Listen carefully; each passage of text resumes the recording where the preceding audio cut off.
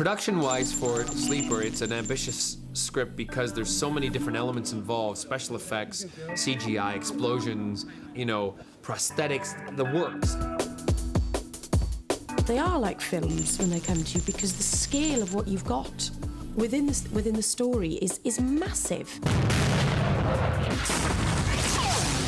I mean, it's a challenge when you get a script like episode 2's in to match it, because none of us wanted to pull back on it. It's a proper organised alien plan to take out the city and then the whole world, actually, which we haven't often done, actually, on that sort of scale. You never know what to expect every time you turn over one of the pages. I think we all realised quite how action-packed it was until we all just sat there and watched the whole thing on a big screen and thought, this is relentless. I just wanted to do an episode with lots of chases and explosions and trauma and emotion and heartache. How do we stop it? Luckily, they just said to me, whatever you want to do, however far you want to take it. Stop a nuclear strike from the outside! Go there. Torchwood is about kaboom.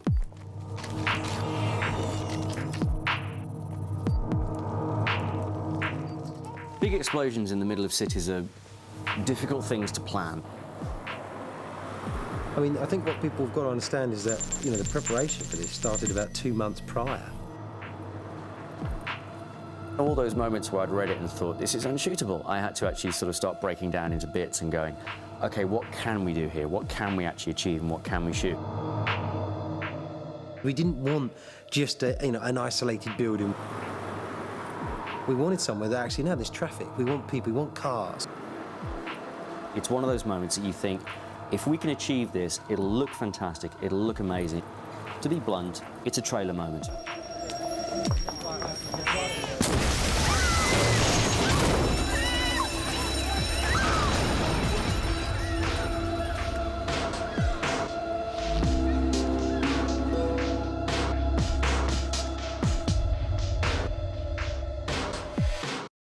It's a huge logistical situation to try and get an explosion like that and to try and make it work. I mean, so much of it is in the planning that you have one take. If we got the take wrong, there's no way we could afford to go back and do it again. Yeah, it was a major event that we were doing. The effects boys, Danny and Paul, have been there for a long time, setting that up, doing a test, coming back to us. It's my second series, and this is, to date, probably the biggest thing that Torchwood have done. We've got a series of oil drums, and inside of those are going to have mortar pots with a black powder pyrotechnic charge, and it's going to basically push out lots of debris. And we've got this kind of scaffold rig to hold it all in place. A really action-packed episode, but yeah, this is going to look quite nice. I think there were about 100 or 150 people watching us, many of them with pints on a lovely Sunday sunny day, watching us from across the road. We moved when we needed to, they all moved when they were asked, they all watched quietly when we wanted them to. And there was a good 50 or 60 of us all there, intense period. We shut down Cardiff Central on a Sunday for far more hours than I think was agreed, due to the fact that it does take a long time to set these things up. None of those could stay, because we're seeing them reflected anyway in our shot. Yeah, I'm just talking about background. The background as well, yeah, I mean, you have to have a chat with them and see what they think. Any effects crew have been here since Friday, rigging for a couple of the explosions and putting the car in place, ready just to go for this one explosion that we've got 4 cameras on and 1 chance to get right, so hopefully it won't go wrong, so fingers crossed. It's not just this that's happening with these explosions. What we've got in addition to that, we've got the glass around the car that's going to be detonating. We've got objects just outside these windows that are going to be moving through a series of wires. They're going to be on a piston. That is a quick-acting piston. It's going to basically retract and makes everything move about, causing mayhem. So a lot to do today. I mean, the key thing was to try and get the explosion so that it doesn't happen on an edit cut, which is what everyone's used to. I really wanted it, first-hand, so that there was a bit of a shock to the audience that no one expected it. We wanted very much an idea that somebody walks into a building and you follow them across the road into the building and then you see the explosion happen. So it feels very, very real. And it's suddenly, bang, carnage. T camera. And action!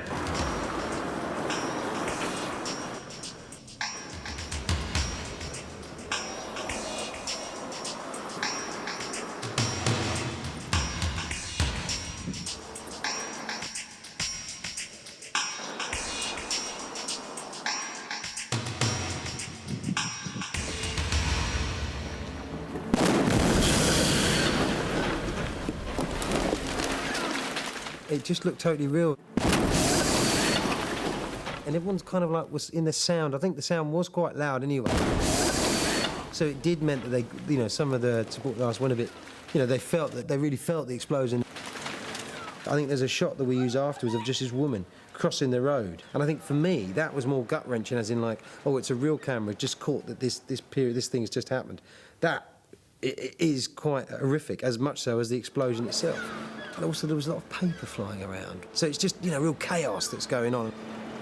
I do tend to sort of like get in there. It's just something that naturally happens, is that you then imagine yourself in the dub with the music, with all these other extra sounds, and it's all of that, and then it's just going for these pure emotions that are just coming off and these visuals. So yeah, I was definitely shocked. I was shocked, as if I was just capturing TV footage from that, you know, that explosion.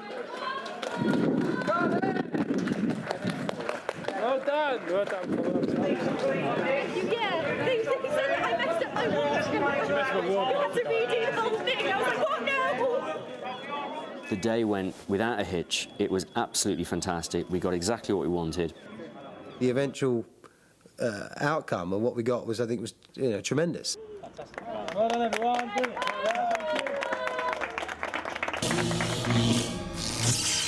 Beth, look, we know these men attacked you and your husband. Now, if you fought back, people will understand. It was self-defence. When you put a character like Beth into Torchwood, again, it's playing to one of our strengths, which is Gwen. Whose whole point in the drama is to be the beating heart of Torchwood, the human response to the most extraordinary situations. So big. This is crazy. Yep. Suddenly feel very, very small. You have to identify so much with that character to be able to go on her journey, because her journey is what drives that episode. And the natural character in the Torchwood team who would understand that situation is Gwen. Gwen is there to constantly remind the rest of the team that they're not dealing with a monster or a killer. They're dealing with a young girl who's terrified. Do you feel human? Yes. Yes. Well, then you are. And the relationship that she then builds up with Gwen is, by the time you've got to the end, I think is really heartfelt. 1166, take 3.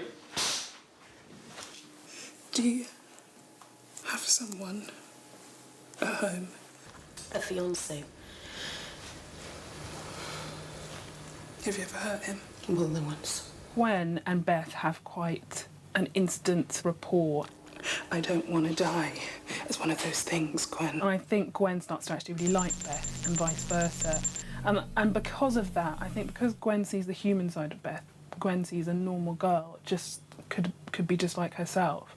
I think she wants to save her and she wants to help her as much as possible. Let's get on and do this. Who knows what we'll be able to do in a month, a year. Thanks for being so good to me. It's a beautiful relationship, and it's a very unusual relationship, because you're dealing with something extraordinary in an ordinary world, if that makes any sense.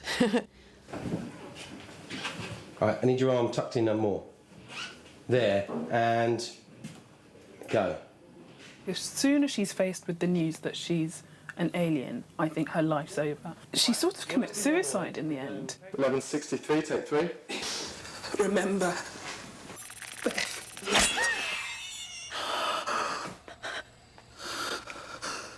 I won't let you freeze me! I'll kill you all! The day that I got shot was really exciting for me as well. There was a lot of kind of stunt work and prosthetic work and things that I hadn't done before. And the moment when you actually are shot is actually quite fun. You've got this kind of mattress behind you.